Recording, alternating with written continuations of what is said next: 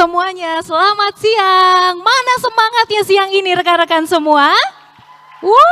Semangat banget kayaknya ya siang ini. Oke, karena kenapa? Kita hari ini nanti akan ngobrol-ngobrol bareng dan aku harapkan teman-teman semua yang hadir di sini nanti bisa aktif bertanya karena memang hari ini tema yang kita angkat di room ini menarik sekali, yakni Ahead of the Curve, Strategies to Capture the Post-Pandemic Tourism Boom. Wow, kita akan ngobrolin liburan. Tuh, menyenangkan banget gak sih kalau udah dibayangin dari sekarang kita akan liburan sama-sama, kita akan pergi bareng-bareng. Tapi kemana? Sabar dulu, tenang dulu. Sebentar lagi saya akan undang speakers kita yang ada di sini. Dan mungkin saya akan perkenalkan satu persatu ya. Ada Mbak Anandita Makes Adu. Beliau ini menjabat sebagai Chief Strategy Officer Pelataran Indonesia. Mungkin teman-teman di sini sudah ada yang tahu Pelataran Indonesia. Wow, semangatnya. Terima kasih teman-teman. Dan sebelum bergabung dengan Pelataran Indonesia, Mbak Anandita ini juga sempat berkecimpung di dunia perbankan, investasi dan juga konsultan keuangan. Dan juga selain itu, Mbak Anandita ini juga ingin berkontribusi tentunya dalam melestarikan alam, budaya, dan masyarakat, serta mendukung pemberdayaan perempuan. Untuk itu sama-sama boleh kita undang ke atas panggung Mbak Dita, silakan, boleh tepuk tangan ya teman-teman.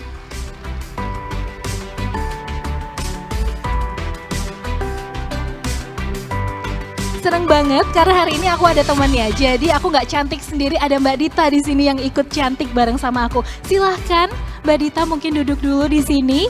Saya akan bacakan narasumber saya berikutnya. Beliau ini adalah Mas Ade Sulistyo Putra dan saat ini menjabat sebagai Managing Director dari PT Kios Cipta Kreasi, sebuah perusahaan rintisan yang bergerak di bidang teknologi, entertainment, dan juga pariwisata. Lulusan Master dari University of Sydney, mengawasi operasi berbagai unit usaha digital kiostik dan juga ria-ria. Dan terbaru Mas Ade ini tengah memimpin ekspansi loh, yakni Kios Group untuk bisa mendirikan KBS Park atau Taman Kerti dan juga pariwisata terintegrasi di Jembrana, Bali. Dan nanti bakal digadang-gadang tempat ini akan jadi theme park terbesar di Asia Tenggara. Boleh tepuk tangan ya buat Mas Ade Sulistyo Putra, silakan naik ke atas panggung. Nah gimana teman-teman, saya baru panggilin dua udah keren-keren banget ya narasumber kita. Silakan Mas Ade boleh duduk di tengah. Nah, narasumber berikutnya ini juga menarik.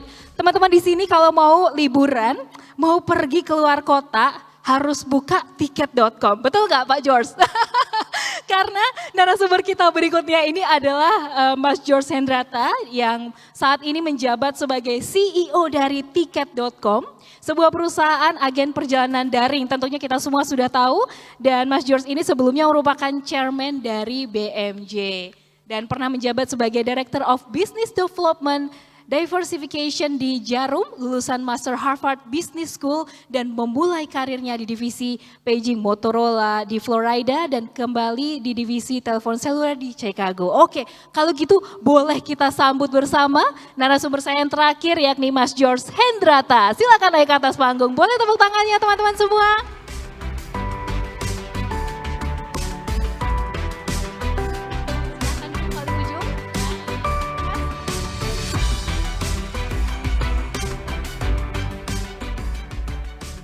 Oke, jadi tadi saya sudah perkenalkan ya untuk rekan-rekan semua di sini siapa-siapa saja yang akan ngobrol bareng saya Melissa Gilbert dan seru banget karena kita akan ngomongin habis pandeminya selesai berarti kita sudah mulai masuk ke endemi. Pelan-pelan saya yakin nih mulai dari tiket.com, theme parknya juga yang ada di Bali, Pelataran, semuanya sekarang udah siap-siap sebenarnya setelah pandemi ini. Kira-kira apa ya yang sudah dipersiapkan? Mungkin saya persilakan Mbak Dita terlebih dahulu, katanya ada presentasi ya Mbak Dita ya. Oke, kalau gitu saya persilakan Mbak Dita menyampaikan presentasinya. Terima kasih Mbak Melisa. Ini Mbak, sorry. Ini. Ya. Selamat siang semuanya, perkenalkan saya dengan Anandita Makes Adu. Sekarang saya menjabat sebagai Chief Strategy Officer dari Pelataran Indonesia. And sedikit saya punya pemaparan dan cerita sedikit mengenai what are we doing in Pelataran to tackle this strategy, post-pandemic, and the new normal of tourism. Boleh next, Mas? Oke, sebelum saya mulai mungkin saya bisa cerita sedikit dulu tentang Pelataran Indonesia. So, Pelataran Indonesia was established tahun 2009 dengan satu visi. Dan visi itu tidak berubah sampai sekarang. Yaitu visinya adalah for Indonesia and for Indonesians. Untuk orang Indonesia dan untuk bangsa Indonesia. And in all of our operations, we pride ourselves as a true Indonesian icon karena kita percaya bahwa kita ingin menunjukkan yang terbaik dari Indonesia dan menjadi ikon Indonesia. Di Pelataran pun kita punya satu quote-unquote agama, what we call hospitality with impact. Karena kita percaya bahwa hospitality itu nggak bisa cuma menjadi suatu end product yang tidak memberikan reward kembali. It has to give impact. So in Pelataran, in all of our operations, nanti saya bisa cerita further, we try to give positive impact through nature, culture, and community, dan itu direfleksikan dari program-program kita, yaitu Pelataran for the Earth, Pelataran for the Heritage, and Pelataran for the People. Sebenarnya apa sih yang menjadi pedomannya Pelataran? From day one, we have always believed in ecotourism. Way before ecotourism itu menjadi ngetren ya Mbak ya. Dari hari pertama itu kita sudah percaya bahwa the way forward adalah ekowisata. Dan di Pelataran, of course, as a business entity, kita punya hitungan bisnis. But we are so much more than that. We don't always go back to ROI, but we have a concept that we call ROS, Return on Social Effects. And it is reflected in our environmental, social, and governance. Next. Pertama kali saya dapat invitation untuk menjadi bagian dari acara ini, saya sempat senyum lihat title-nya. It's called Optimism in Uncertainty. It's just too close to me.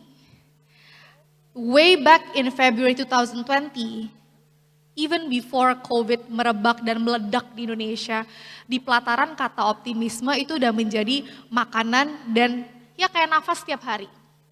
And we believe that there's no other way around except for you to be optimistic, for you to move forward in an uncertain world.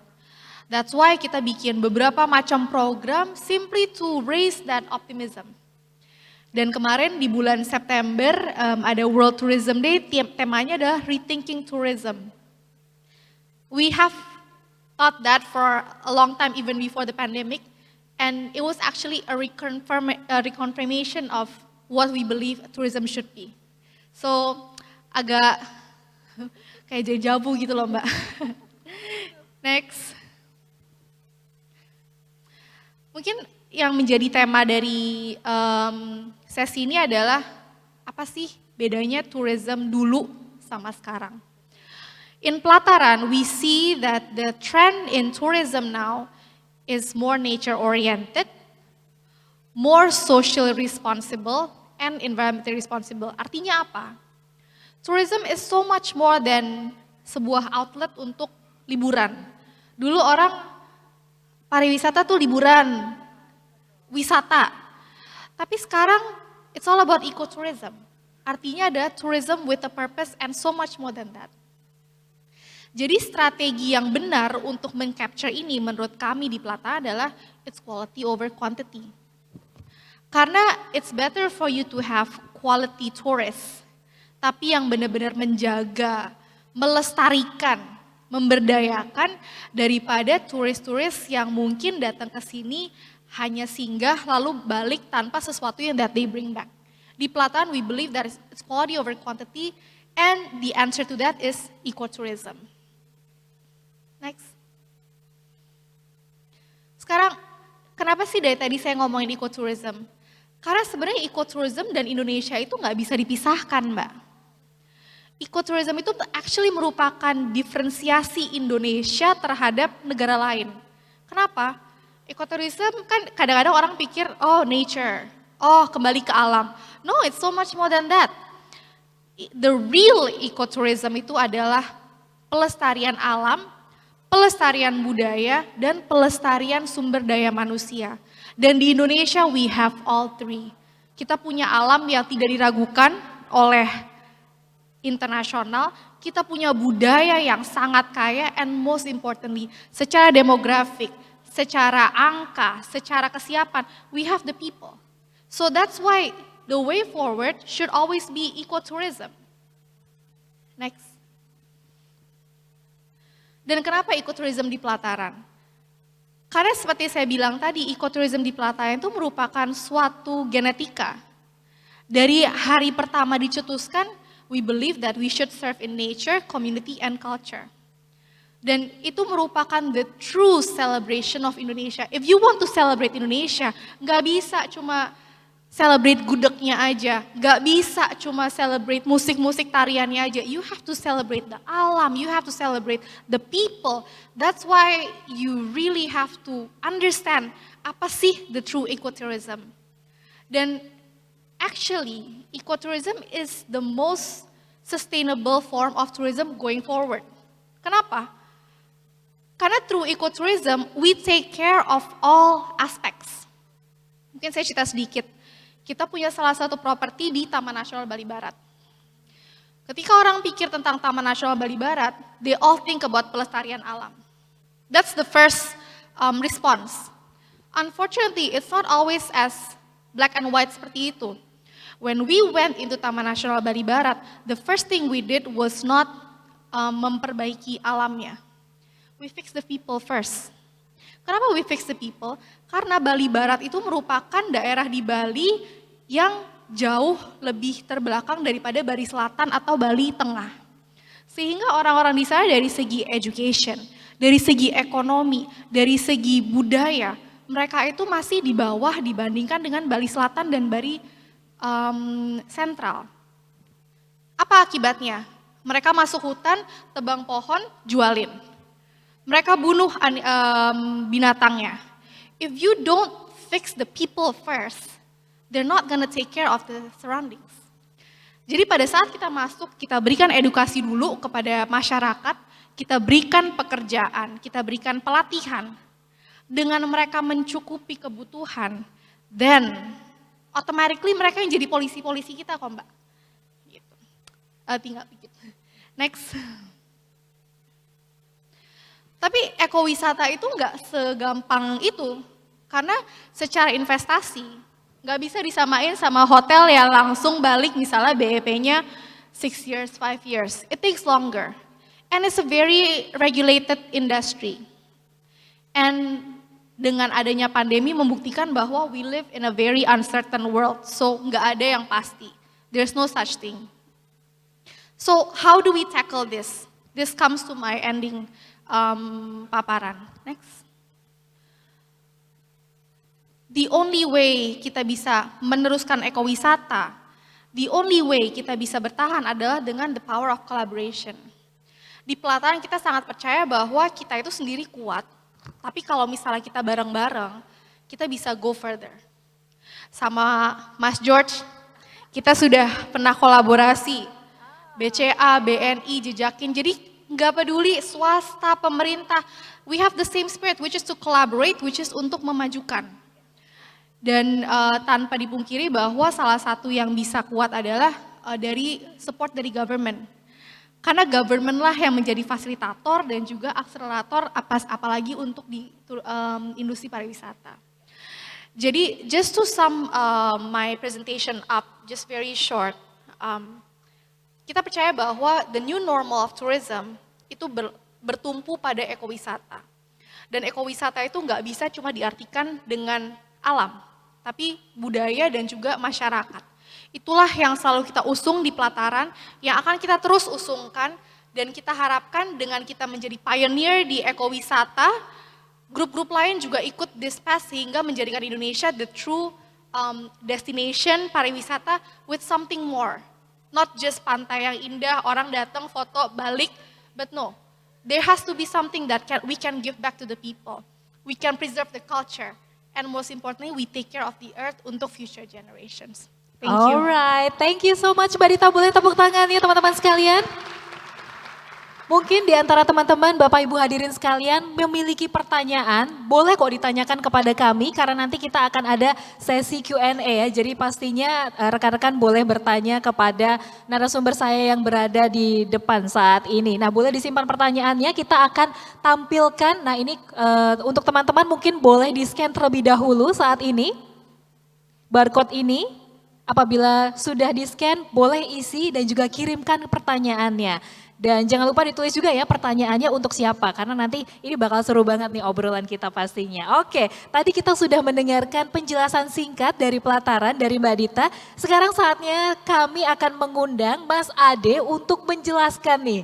Nah, sudah siap Mas Ade dengan presentasinya? Kita persilahkan Mas Ade, boleh tepuk tangannya rekan-rekan sekalian?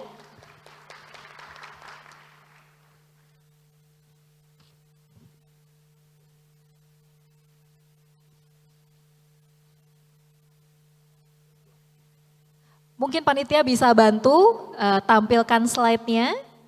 Oke, baik. Silakan Mas Ade kalau begitu. Oke, terima kasih Mbak, makasih Mbak Dita. Mungkin cerita dikit kita siapa, kita tuh Kios. Prinsip dasarnya 5-6 tahun terakhir itu kita bergerak di bidang ticketing, entertainment, dan teknologi. Nah, sesuai dengan topik hari ini, kita melihat bahwa pandemi ini bukanlah hindrance tapi opportunity.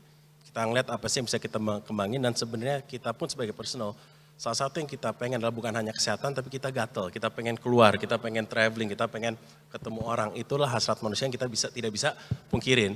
Nah disitulah kita kebetulan memang dari afiliasi dan shareholder kita membuat suatu project di Bali yang berhubungan dan topik kita hari ini. Next. Pertanyaan pertama itu adalah why Bali? Lucunya kalau kita pernah lihat ke Bali, orang tuh selalu mikir, Dek, Bali itu penuh, Bali itu macet, Bali itu rame. Actually, meskipun Bali itu nomor 1 tourism destination di Indonesia, Bali itu underdeveloped. Sesuai dengan data BPS, mungkin Mbak Dita akan tahu juga, lebih dari 85% hotel dan di Bali itu hanya di selatan. Dekat dengan Ngurah Rai, masih ada lebih dari 80% Bali yang belum dikembangkan. Kuncinya apa sih? Infrastruktur. Itu selalu kata kunci buat pelaku industri kita. Tapi even tanpa itu pun, Bali itu 16 juta turis pre-pandemi. 6 juta domestik, 6 juta internasional, 10 juta domestik. Dan kita compare ke Singapura dan Bangkok, Singapura 19 juta, Bangkok 20 juta. Tapi lihat apa yang Singapura harus lakuin untuk mendapatkan itu. Ada F1 kemarin kalau kita nonton, ada MBS, ada Sentosa, Universal. Bali sementara ini hampir tidak ada investasi dan semuanya ya unfortunately bekerja sendiri-sendiri. Ada yang bikin hotel di timur, ada yang bikin nightclub besar di barat dan lain-lainnya. Dan dengan ini kita pengen kuncinya apa sih? Diversifikasi ekonomi di Bali. Seperti data yang kita lihat, Bali itu tetap hanya Badung. PAD Badung itu 4,5 triliun. Jembrana, tempat di mana kita akan bangun ini hanya 125 M setahun. Kuncinya apa? Adalah infrastruktur. Nah, next, sorry. Oke, dan kayaknya agak skip, sorry. Oke, anyway, dan kita lihat sendiri dari potensial Bali sendiri. Kita lihat bahwa 3 bulan terakhir ini, international turis di Bali itu udah 224 ribu per bulan in average. Itu apa sih? Itu hampir setengah dari angka pre-pandemi. Domestik yang lebih hebatnya lagi sudah mencapai 80% dari angka pre-pandemi. That means it's back, tourism is back dan gimana kita bisa siapkan diri kita buat ya not even a year ya, kita harus seperti tadi Mbak Dita bilang, kita harus mikirin sustainability dan jangka panjang, ecotourism dan something yang lebih long term. Dan kalau ngomongin potensi, international tourist entrance ke Indonesia, 65% itu ke Bali. Dan kita lihat emang orang hasratnya nggak hanya domestik, tetapi juga internasional buat ke Bali. So, 3 tahun terakhir ini apa sih yang saya lakuin? Kita ngeliat apa sih yang Bali butuhkan buat mengejar 20 juta, 30 juta turis. Kita ngelakuin study by Iwa Paternon, apa sih yang kita lakuin? Kita ngeliat growth dari Bali post pandemi. Mereka jujur agak konservatif, dia bilang Bali akan back to normal 2024. Ngeliat angka tadi, next year akan back to normal kok, insya Allah kita bisa berdoa itu. Dan if that's the case, then by 2034, which is hanya sekitar 10 tahun lagi, Bali akan mendapatkan total turis 31 juta. Kita bisa ngalahin Singapura, kita bisa ngalahin Bangkok. Itulah dimana kita butuh orang-orang kayak Mbak Dita dan Pak George ini dari tiket.com. We can do this kok intinya. Dan kunci paling gede domestik. Kita lupain international turis. Tol Trans Java itu udah nyampe sekarang Probolinggo. Dalam 2-3 tahun akan nyampe ke Banyuwangi. Tol Bali Gilimanuk Mengwi sudah groundbreaking bulan lalu. Dan kalau ini sudah connected, dan kita ngomongin Bali, catchment area Jawa sebesar hampir 170 juta orang. Menjangan Senomat itu benar-benar tinggal nyebrang ibaratnya. Dan kita ngomongin pengembangan dari sisi Bali Barat. Next.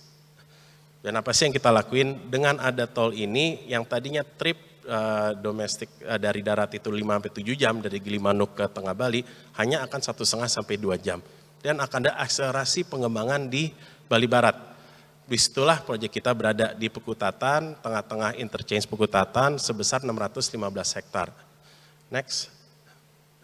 Nah inilah visionya Mas Sopanya, dan ini lucu nih Mbak Dita, ini actually motonya Bali, Trihita Karana, human, nature, culture. Jadi even without ngomongin yang udah belajar, ini emang sudah menjadi nature-nya Bali. Inilah yang selalu dimain dan itulah yang kita coba kembangin di pengembangan ini. Kalau kita ngomongin pengembangan lain, majority residential, kita 70% pengembangan kita akan tourism based destination. Karena itulah powernya Bali, itulah yang akan kita kembangin. Next. Nah ini yang mungkin jujur ini actually Mbak Mesa ini pertama kali kita cerita nih tentang theme park ini. Jujur bener banget, karena kita juga penasaran sebenarnya yang di sini.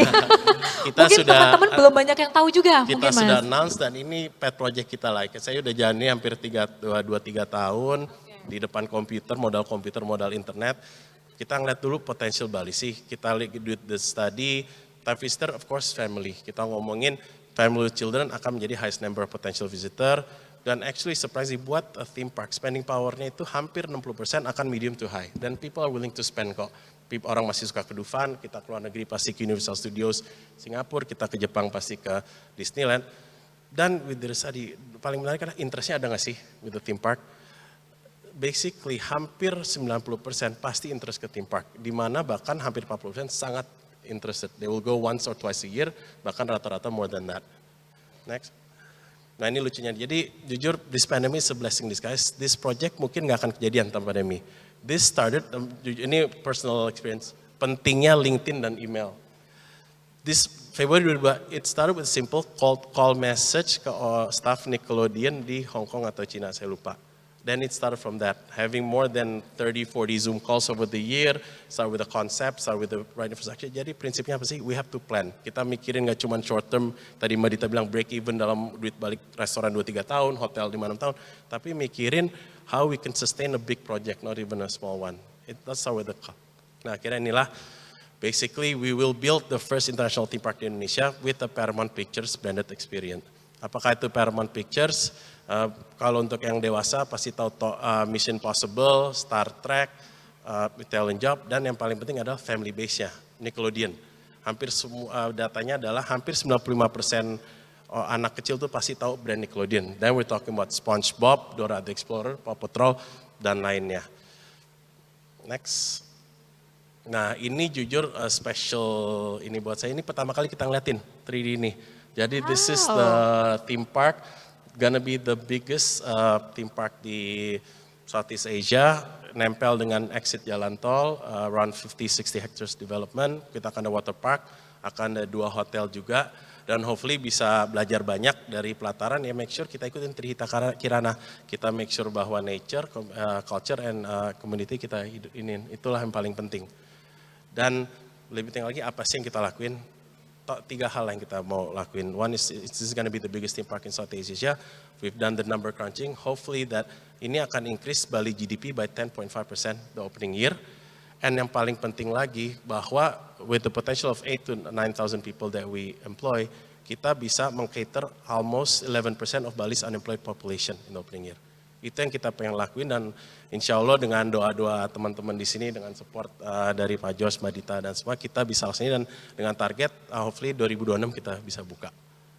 Thank you. Oke, baik, terima kasih sekali Mas Adi, boleh tepuk tangan ya rekan-rekan semua. Mungkin ini salah satu yang juga saya tangkap di sini adalah collaboration itu penting banget ternyata ya. Tadi sempat disinggung oleh Mbak Dita juga dalam presentasinya, begitu juga Mas Ade yang pada saat pandemi tuh iseng-iseng guys, serius iseng-iseng katanya, iseng-iseng aja saya kirimin ke Nickelodeon, kok dibales. Dan berlanjutlah, Indonesia akan punya theme park sendiri yang nanti akan terbesar ada di Asia Tenggara. Oh menarik banget, saya aja nggak sabar, pasti semua yang di sini juga nggak sabar kan? Pastinya. Oke kalau gitu. Nah, tapi buat terbang ke Balinya, ini terbang ke Bali harus pakai tiket.com pastinya. Mungkin boleh sekarang saya persilahkan Mas George Hendrata untuk memberikan paparannya. Boleh tepuk tangannya rekan-rekan sekalian. Thank you, selamat sore semuanya. Jadi di saya ringkes aja, intinya visi tiket itu untuk menjadi the most loved travel and lifestyle app and service. Nah caranya gimana itu? Pertama adalah gampang, saya selalu bilang mau bisa supaya nenek bisa pesen pakai satu tangan aja lewat apps, dalam 5 menit udah beres. Terus kalau ada masalah, mau refund, mau reschedule juga dalam satu tangan juga, klik 1 menit beres gitu. That's the idea, make it frictionless, easy to use. Terus seleksinya banyak. Jadi kita coverage itu hampir 3,5 juta hotel. Terus termasuk pas COVID tuh orang sering suka pergi dan stay di villa, outdoor villa, staycation. Kayak Airbnb gitu. Jadi kita buat listingnya sekarang sekitar 2 jutaan. Habis itu airline kita cover semua. 90 airline covering 220 negara. Termasuk attraction juga yang akan di-offer Mas Ade juga ya. Kita lebih dari 10.000 ya di seluruh dunia. Jadi seleksinya mantap. Lalu harga juga kompetitif. Baru-baru ini kita launch jaminan harga termurah. Jadi kalau beli di tiket, beli tempat lain ada yang lebih murah, kita refund deltanya. Kali 2 lagi. Ya, jadi itu udah gampang pakainya. Kedua, seleksinya banyak, harga murah. Nah yang kedua adalah kita juga pengen untuk menjadi sumber inspirasi. Jadi misalnya saya juga pas saat COVID itu sempat for the first time visit Pelataran Menjangan. Super beautiful site, seperti yang Dita tadi cerita. Jadi tempatnya tuh serene, kita bisa lihat monyet, bisa lihat menjangan, terus lautnya juga biru sekali gitu ya. Bener-bener kayak bukan sebenarnya berasanya tuh kayak nggak tahu di mana gitu, mungkin di surga kali gitu ya. Jadi luar biasa dan itu kan kalau belum pernah pergi nggak tahu. Nah kita ingin juga tiket.com tuh menjadi platform yang memberikan inspirasi. Jadi untuk tempat-tempat yang kita belum pernah pergi, kita tawarin gitu ya. Hotel-hotel baru, tempat-tempat baru, Labuan Bajo, Mandalika, Likupang ya, 5 destinasi prioritas dari Kemenpar ya, termasuk juga Danau Toba ya. Jadi itu kita pengen expose dan kita berhasil. Karena selama pandemi itu orang nggak bisa keluar negeri, mereka jadi explore in their own backyard, malahan jadi pergi ke tempat-tempat ini. Dan kita lihat pengalaman yang sama juga, seperti di Thailand, di Korea segala juga sama. Mereka nggak bisa keluar, mereka jadi explore, mereka punya backyard. Setelah COVID tetap kejadian itu terjadi, staycation ya. Terus kalau orang ada 4 hari, mereka langsung bisa take a break in the weekend. Jadi kita lihat jumlah penjualan hotel nights, even dibandingin sama pre-COVID itu lebih tinggi. Karena orang merasa bahwa, wow, COVID itu nggak ada yang nyangka ya. Jadi bisa loh, nggak bisa travel gitu. Jadi mereka lebih appreciate. Nah ini kita ingin memberikan sumber inspirasi supaya orang bisa discover new places. Kontennya juga engaging, supaya tanpa pergi ke tempatnya, lihat videonya bisa mendapat gambaran. Tempatnya itu kayak bagaimana. Fasilitasnya apa, terus personalize, karena ada orang yang pergi dengan family, atau single, atau buat vacation, atau buat kerja, jadi internetnya mesti bagus. Nah waktu COVID juga, waktu saya stay di Pelataran tuh, SOP-nya untuk cleanliness bagus, kita expose, supaya orang tahu, ya kan, bahwa pas COVID tuh don't worry, karena SOP-nya itu udah menyesuaikan, ya. Jadi hal-hal ini, hal info yang kalau kita lengkapi ke potential visitor, mereka jadi confident untuk explore ke daerah-daerah yang baru. Nah yang terakhir adalah udah pasti, itu kita ingin untuk bisa memberikan solusi before you think you need it. Ya, jadi itu yang namanya recommendation engine, ya namanya tuh hyper personalization jadi key. Jadi intinya itu aja, dua visi dan misi kita untuk mempermudah, ya make it frictionless, dan kedua menjadi sumber inspiratif. And we are so happy that Indonesia tourism is back. And before this, I want to close with a pantun, oke? Okay? Silakan. Jadi usai COVID, ya kita jalan-jalan ke Pelataran Jogja, gitu ya. Pasti seru asiknya. Mau kemana aja, tiket.com, semua ada tiketnya. Oke, see you everywhere in Indonesia. Wow, terima kasih Mas George sudah share kepada kami apa yang dilakukan tiket.com terutama post pandemic ini. Mungkin tadi tuh teman-teman yang ada di sini sudah melakukan polling nih. Nah, jadi kita mungkin bisa tampilkan ya hasil polling dari teman-teman semua di layar di depan. Mungkin silakan ditampilkan. Kita penasaran hasilnya seperti apa. Oke, jadi pertanyaannya apakah frekuensi bepergian Anda sudah kembali sebelum pandemi?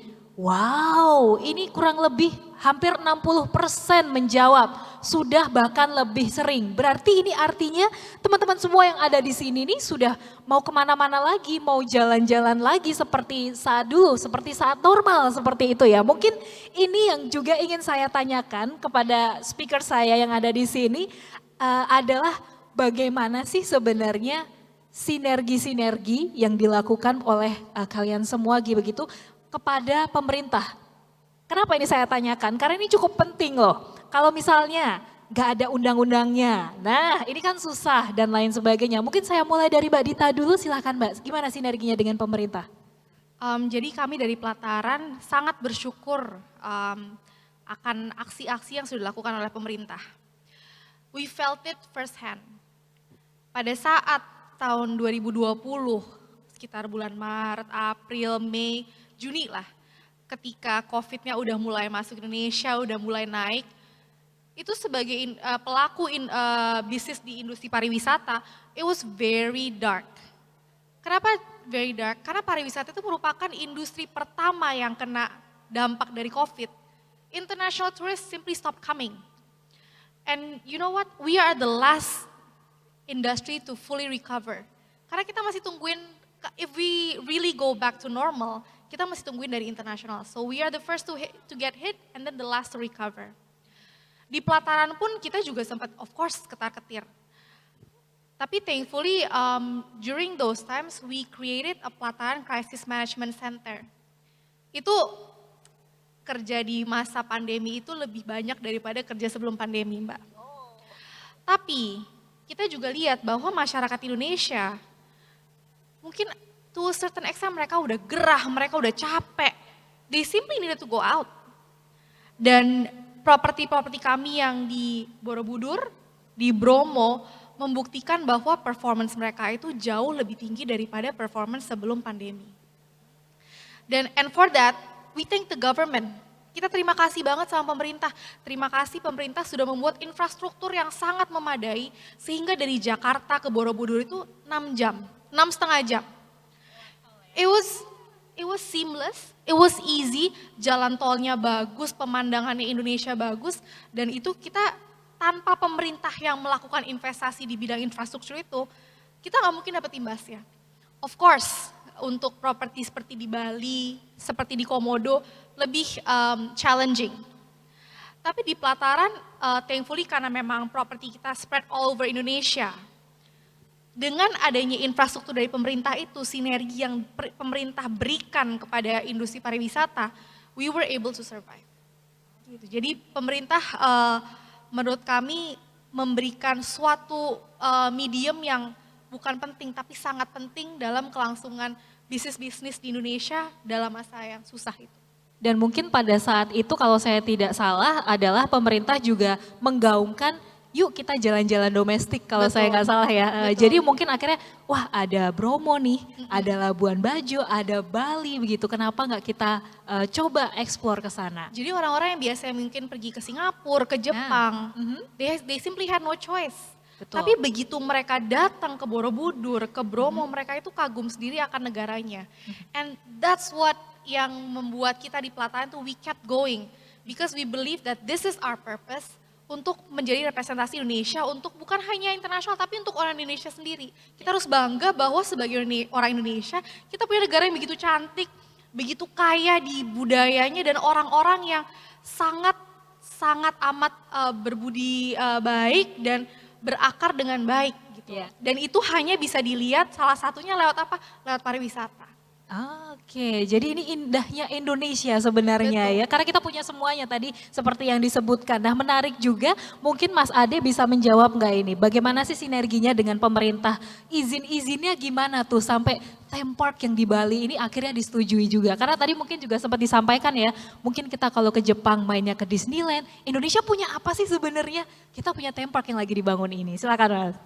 Mungkin tadi seperti Mbak Dita bilang, emang pemerintah ini tidak hanya masalah izin atau perpajakan yang bisa mensupport sustainability project seperti ini, tapi kan infrastruktur balik-balik ke situ. Theme park ini tanpa support pemerintah yang akan mungkin meskipun swasta yang membangun tol Gilimanuk Mengwini tidak akan kejadian. Karena again kalau kita ngomongin market dan consumer kita, mereka kan pasti pengen something yang mudah. Tadi bilang, beli tiket aja nggak boleh lebih dari 5 menit. Dan kita ngomongin akses ke situ dari airportnya juga. Makin susah akan makin dikit kan marketnya maupun demand-nya. Dan situlah yang paling penting. Makanya again ada top prioritas destinasi pemerintah, ngomongin akselerasi dari pengembangan infrastruktur seperti tol Jawa maupun tol Bali. Nah itu menurut kita sih kuncinya di situ sih. Dan habis itu bisalah kita swasta mengembangi dan maupun investasi ke depannya. Oke baik, menarik. Kalau dari tiket.com gimana nih Mas George? Apakah ada kerjasama dengan pemerintah begitu?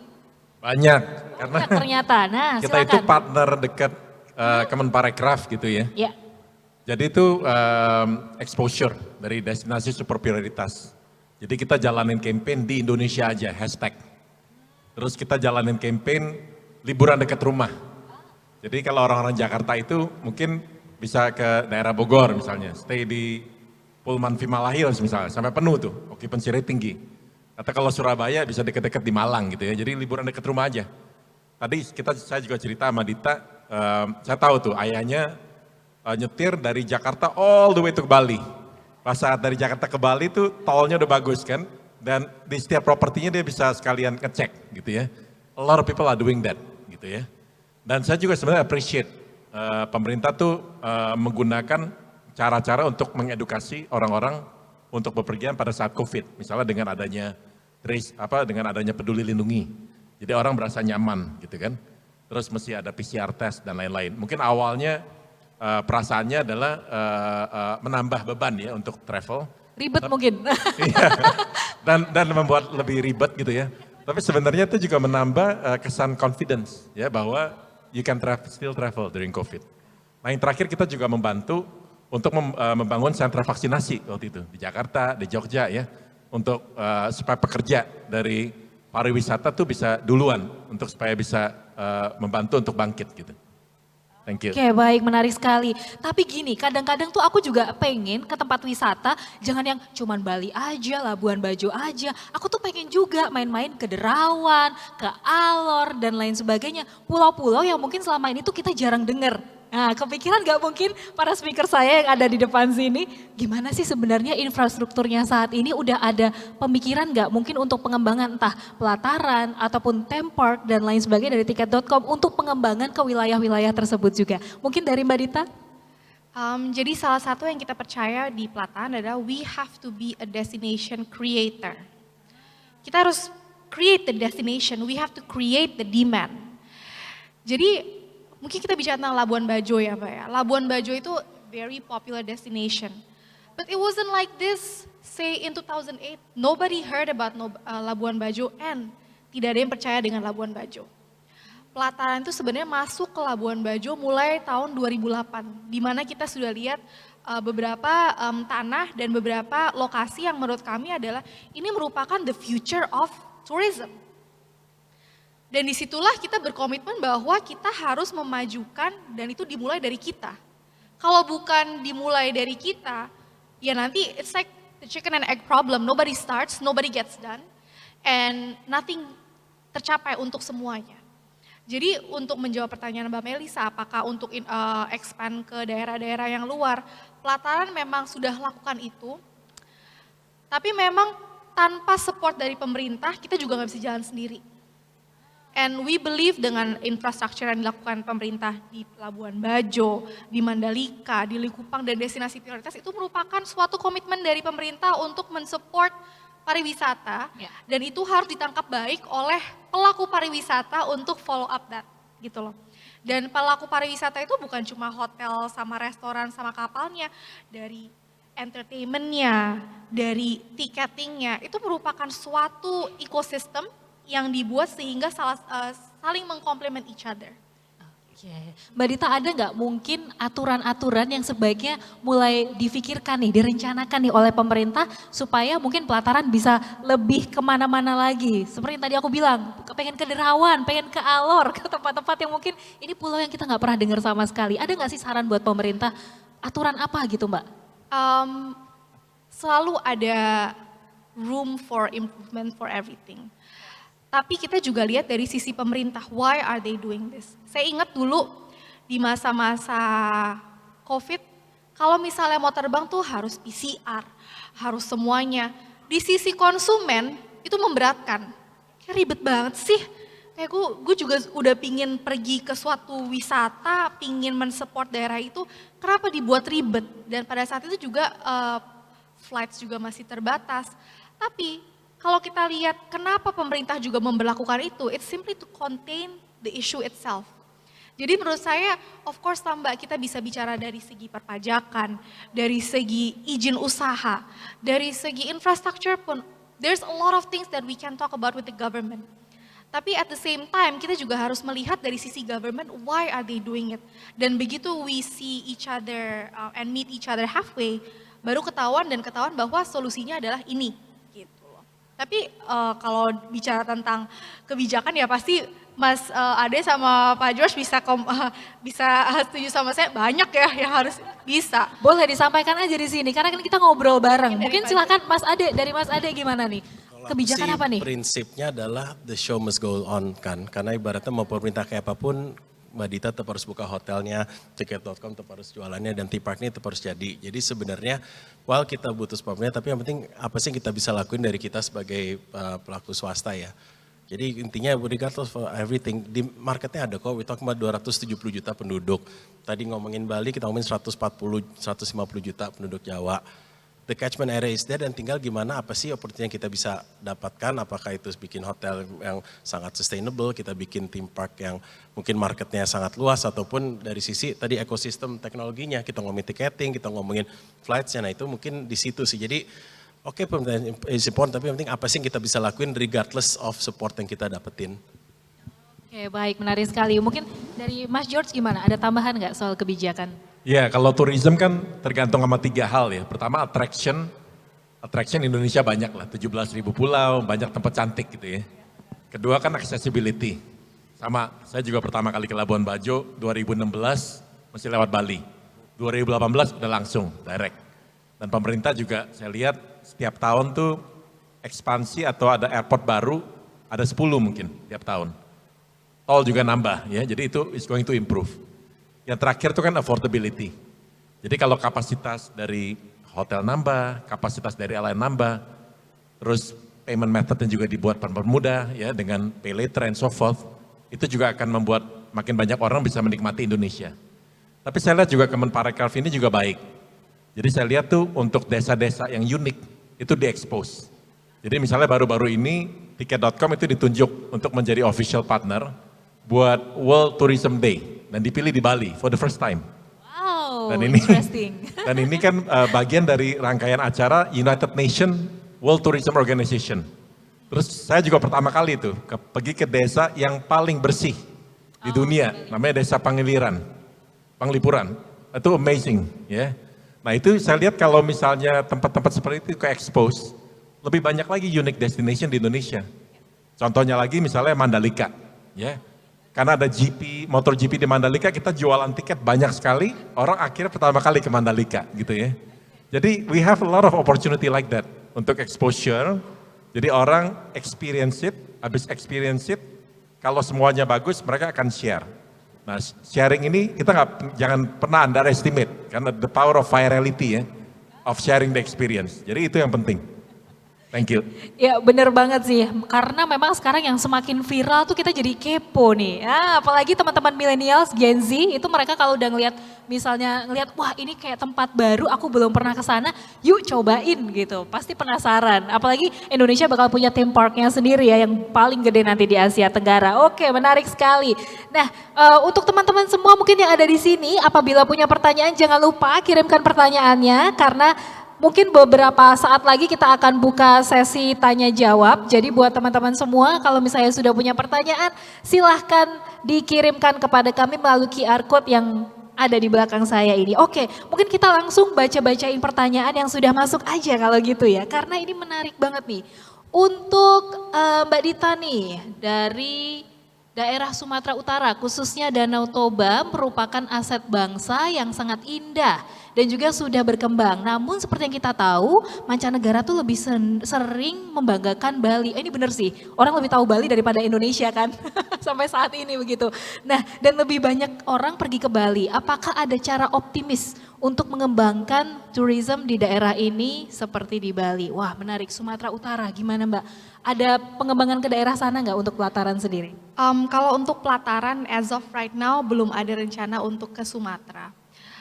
But it doesn't stop other groups from expanding that way. Namun yang penting adalah it's all about exposure. Echoing Pak George, Kemenparekraf itu punya peran yang sangat penting dan sangat strategik dalam mengekspos suatu destinasi yang mungkin belum seterkenal destinasi lain. Karena kadang-kadang orang itu lebih mengenal Bali daripada Indonesianya. They think Indonesia is in Bali, gitu loh. Jadi ini merupakan edukasi, sosialisasi, konsistensi, komitmen dalam mengeksposure suatu daerah, suatu budaya, dan suatu alam yang bisa ditonjolkan dari situ. Karena in order for a region to thrive, dia juga harus punya suatu unique selling point.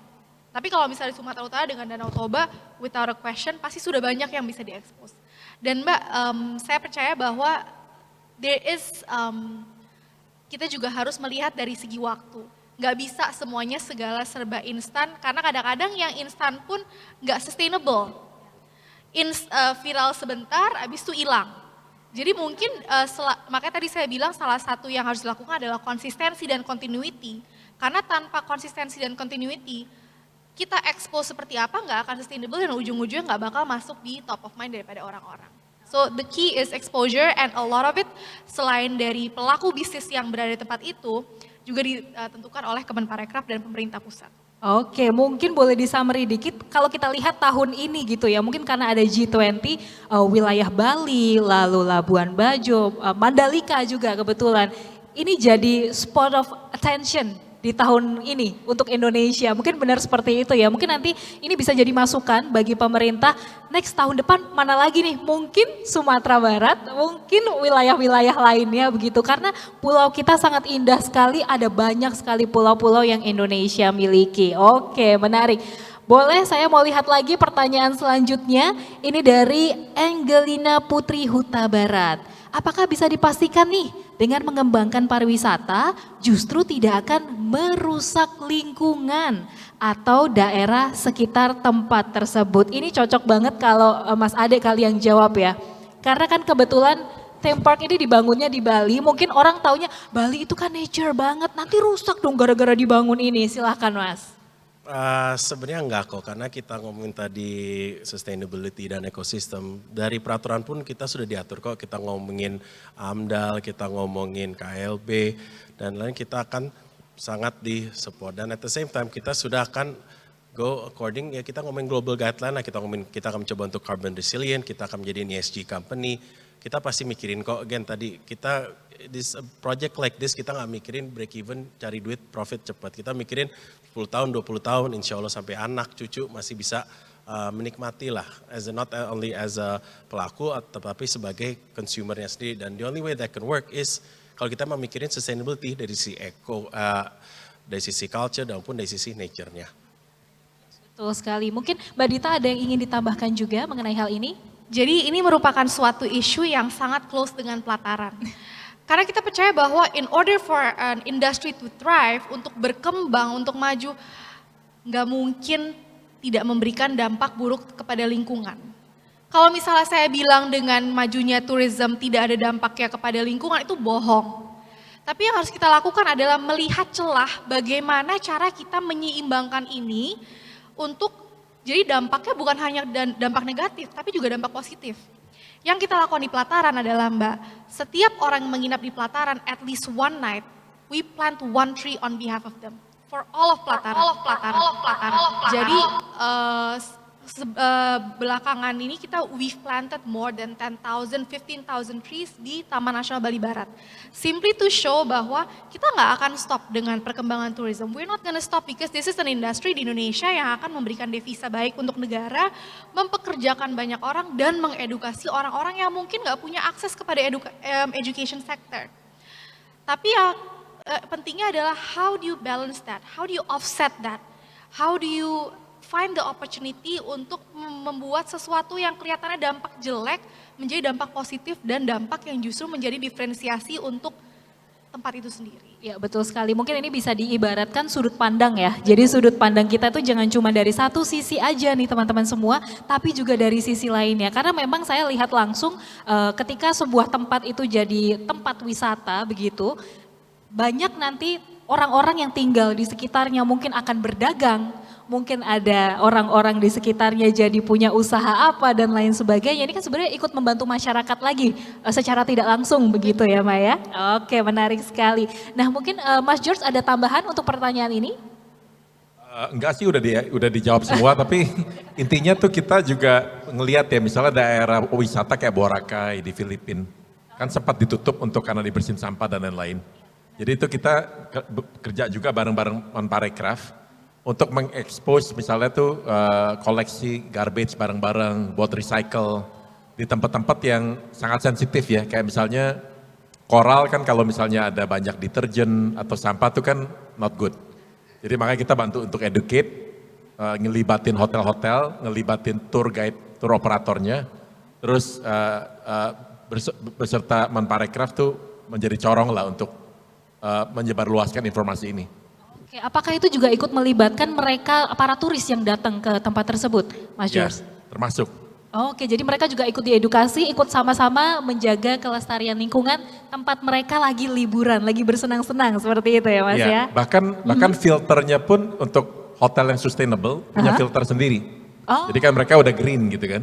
Itu salah satu cara untuk membantu. Ya memang karena sekarang sudah kita lihat mungkin ada beberapa tempat yang punya green building atau sustainable building seperti itu. Oke, menarik sekali.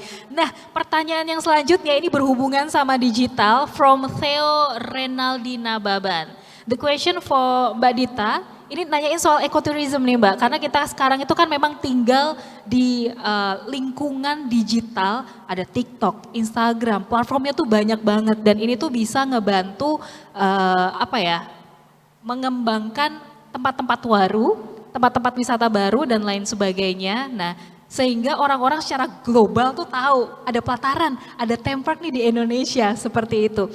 Dan ini pertanyaannya menarik sekali. Bagaimana Anda merespon hal ini dan juga convince us. Please share your opinion. Apa yang membuat ekotourism di Indonesia ini harus mengambil global citizen attention itu tadi? Karena Indonesia memang cantik banget ya Mbak ya. Silakan. So, kita harus punya mindset bahwa kita itu tinggal di negara yang berpotensi sebagai paru-paru dunia dan jantung dunia. That's our strength. Kita itu, our landscape, hutan kita, laut kita, itu berpotensi untuk memberikan dampak sangat baik bukan hanya untuk alam Indonesia Mbak, tapi untuk global climate. And that's what we believe in Pelataran juga salah satu isu yang harus kita pay attention adalah climate issues, climate change. Karena dengan pergerakan semua industri, pergerakan pariwisata, itu pasti ada efeknya. Nah kembali dengan channel-channel dari TikTok, dari Instagram, the way adalah untuk konten yang kita muat dalam situ harus mengambil dari sisi angle bukan hanya atraksinya selesai di situ saja. What is the other effect? Apa dampaknya, apa impactnya? Dan disitulah kita bisa mengedukasi bukan hanya orang Indonesia, tapi untuk masyarakat internasional, what is the true ecotourism in Indonesia?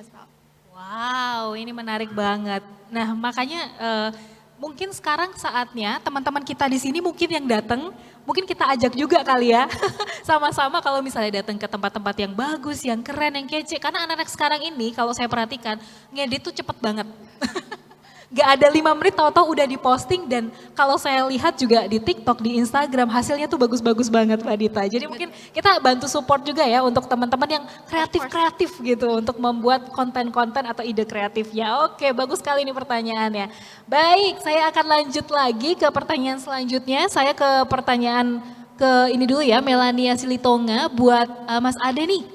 Wisata dengan budaya itu kan jadi hal yang saling bergantungan. Nah, ketika sebuah wilayah wisata dikunjungi oleh para wisatawan, tentunya kan mereka melihat nilai-nilai budaya yang ada di dalamnya. Dan terkait dengan hal ini, gimana sih caranya supaya budaya di Indonesia itu tidak terpengaruh oleh budaya luar yang mau nggak mau pasti masuk ke Indonesia melalui jalur pariwisata. Seperti halnya westernisasi yang secara sadar atau tidak sudah masuk mempengaruhi orang-orang di Bali. Wow, ini good question banget nih. Mungkin Mas Ade bisa menjawab nggak pertanyaan ini?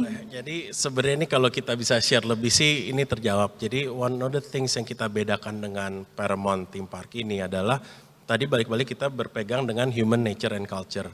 Actually beda dengan kita lihat theme park lain, sebagai contoh mungkin kita ke Singapura atau ke Hong Kong, itu ibaratnya itulah again budaya Amerika ya, budaya Western Asia. Dan apa yang membedakan sama kita actually key point dari awal kenapa kita mau bekerja sama dengan mereka adalah make sure bahwa kita adapt to the local culture.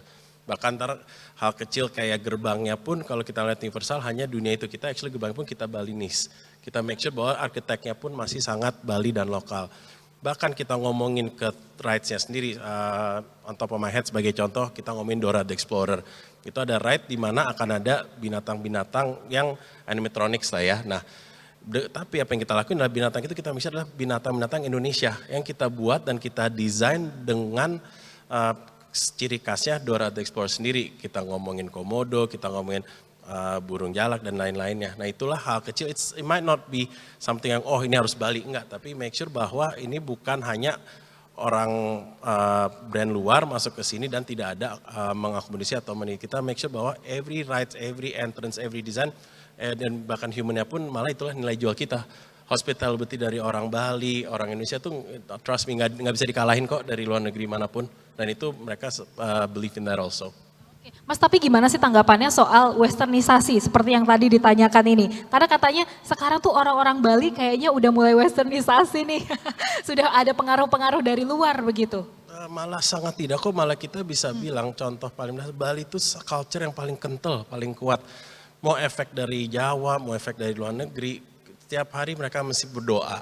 Semua toko dan lain masih ada dupa dan itu ininya. Dan itu menunjukkan bahkan contoh paling gampang kemarin kita groundbreaking tol, bahkan tanggal pun harus ngikuti sesuai dengan kepercayaan mereka. Bukan kita ngikutin pejabat, kita ngikutin pemilik, tapi kita ngikutin apa yang bisa disupport oleh masyarakat itu. Nah itu tidak akan pernah berubah di Bali.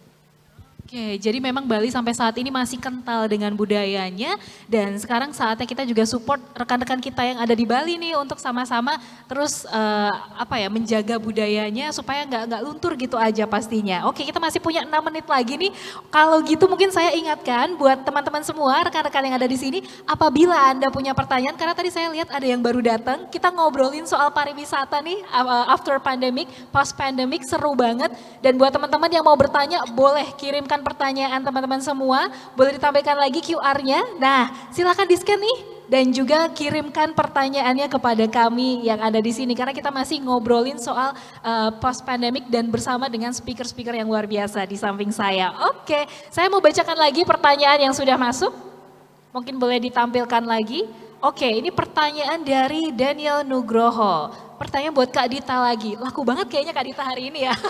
Kayaknya memang banyak yang penasaran sama pelataran nih. Katanya adalah Anda bercerita mengenai pelataran Group empowers ke orang-orang dan juga effortnya menjaga sustainable ecotourism untuk educating people di sana. Nah, pertanyaannya adalah bagaimana pelataran Group ini bisa mengajarkan orang-orang supaya punya bahasa Inggris yang bagus, karena penting banget sih, itu adalah basic kali ya Mbak ya.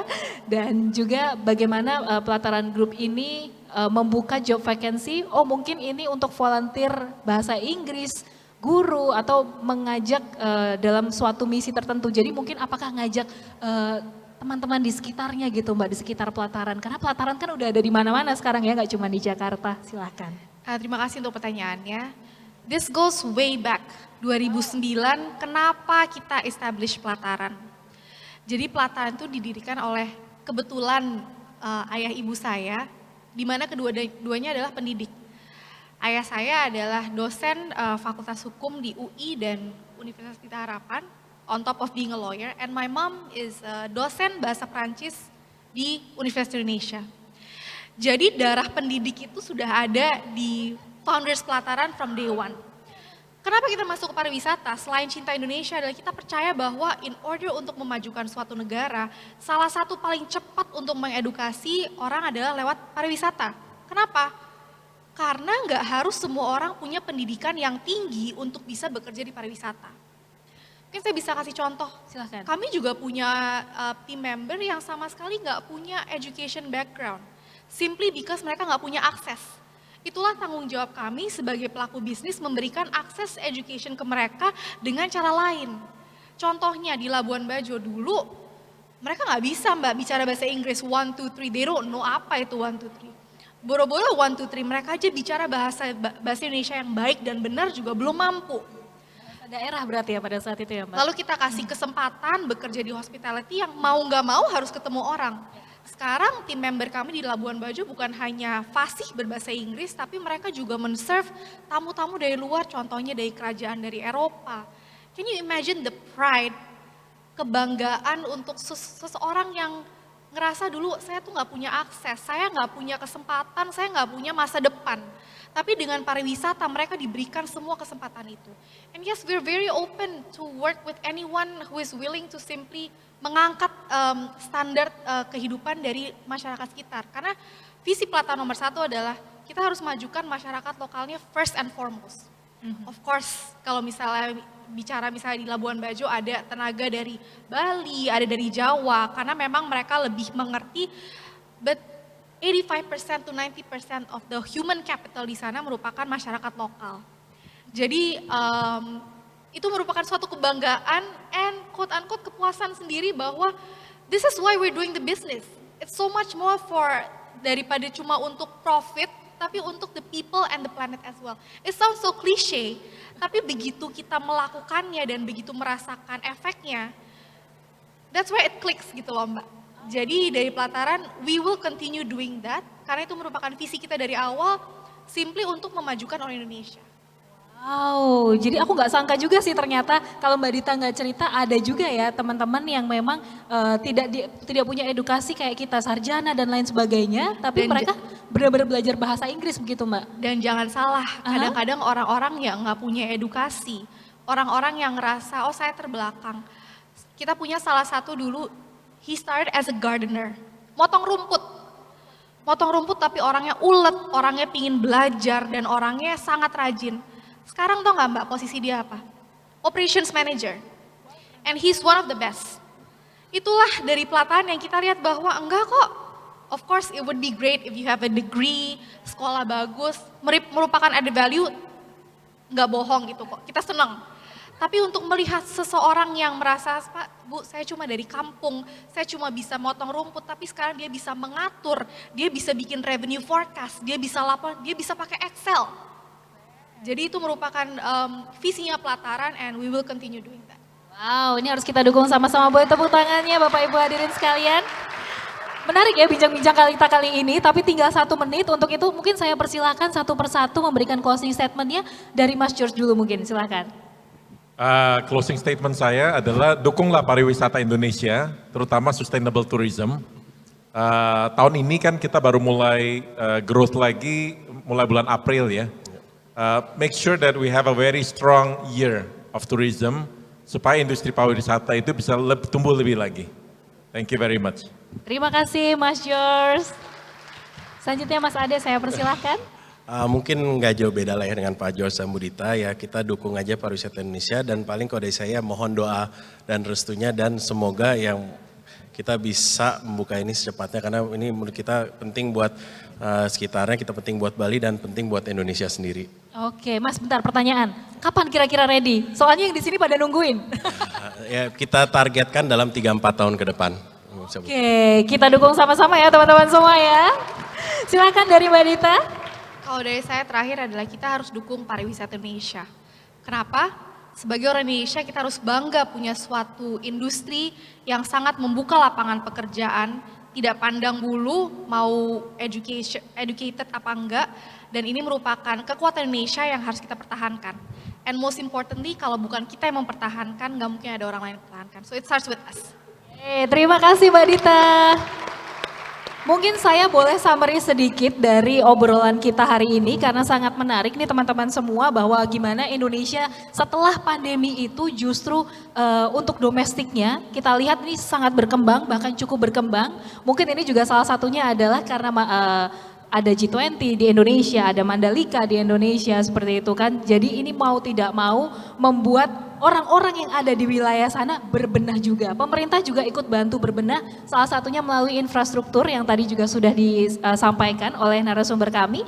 Dan tentunya sama-sama yuk kita dukung ekowisata di Indonesia karena memang alamnya bagus, budayanya bagus, apalagi komunitinya. Kita bisa dekat, bahkan dekat banget nih sama orang-orang atau masyarakat setempat. Dan juga tentunya kita tunggu nanti pemerintah di andil-andil selanjutnya mungkin kan sekarang udah nih di wilayah Bali, Labuan Bajo, Mandalika, kita tunggu wilayah-wilayah lainnya, masih ada Kalimantan, masih ada Sulawesi, masih ada bagian Papua, Sumatera, ini belum kejamah nih yang lainnya nih. Jadi kita tunggu ya untuk yang lainnya. Terima kasih saya ucapkan kalau begitu untuk para narasumber kami yang hari ini sudah mau hadir dan juga ngobrol bareng saya di sini. Dan terima kasih buat teman-temannya yang semua hari ini juga sudah memberikan atensi, memberikan pertanyaan kepada kami. Saya Melissa Gilbert mengucapkan terima kasih. Mohon maaf apabila kami ada salah-salah kata. Dan untuk itu saya kembalikan lagi ke MC, silahkan. Terima kasih Melissa Gilbert dan juga seluruh pembicara yang begitu luar biasa. Tepuk tangan boleh yang paling meriah Bapak Ibu sekali lagi ya. Waktu menunjukkan pukul 3 kurang kalau di jam saya, tapi masih semangat tentunya ya. Berkenan tetap di tempat Bapak Ibu, mohon tetap di tempat, Bapak ya. Ya. Dan tentunya kami mengundang untuk Ibu Joy Citra Dewi berkenan untuk menyerahkan cindramata kepada narasumber atau pembicara kita dan juga tentunya kepada moderator kita.